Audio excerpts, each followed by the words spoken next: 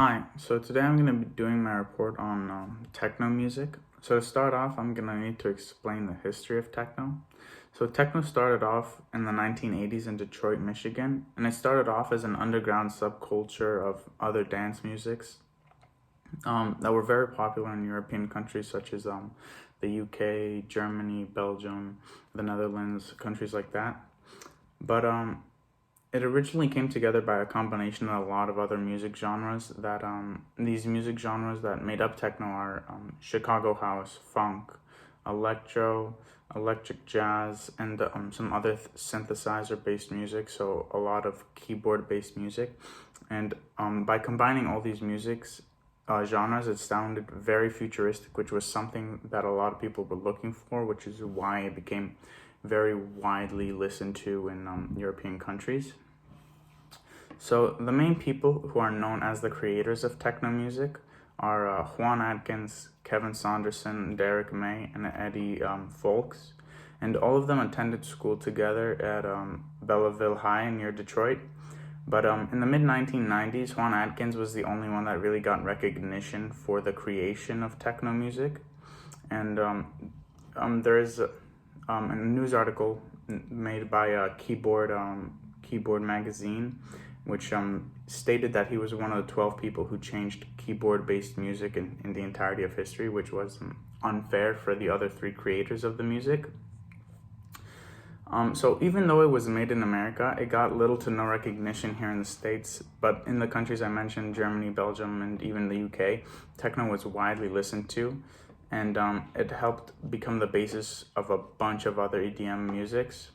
So the reason it grew so fast in these countries was because it was very listened to in raves and other large party gatherings.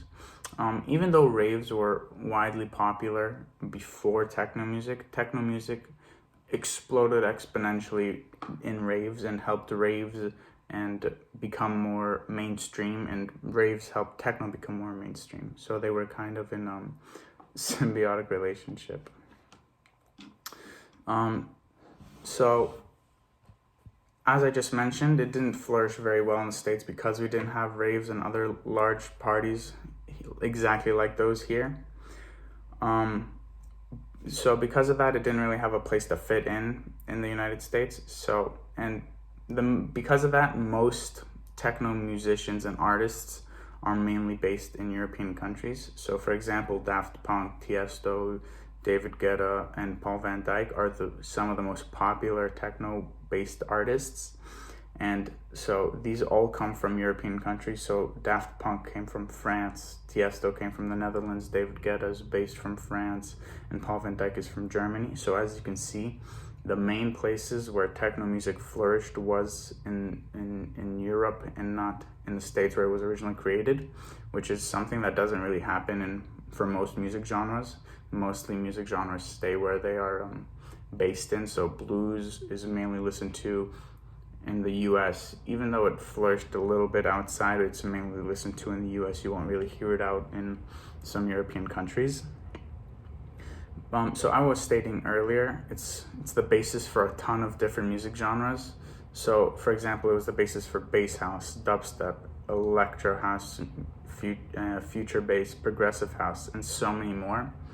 So I just wanted to show this because it goes to show that even though some music genres aren't very popular in a certain area, like in America where techno didn't flourish, doesn't mean that it's a bad music genre or that people don't listen to it. It's just that you're not in the right place at the right time.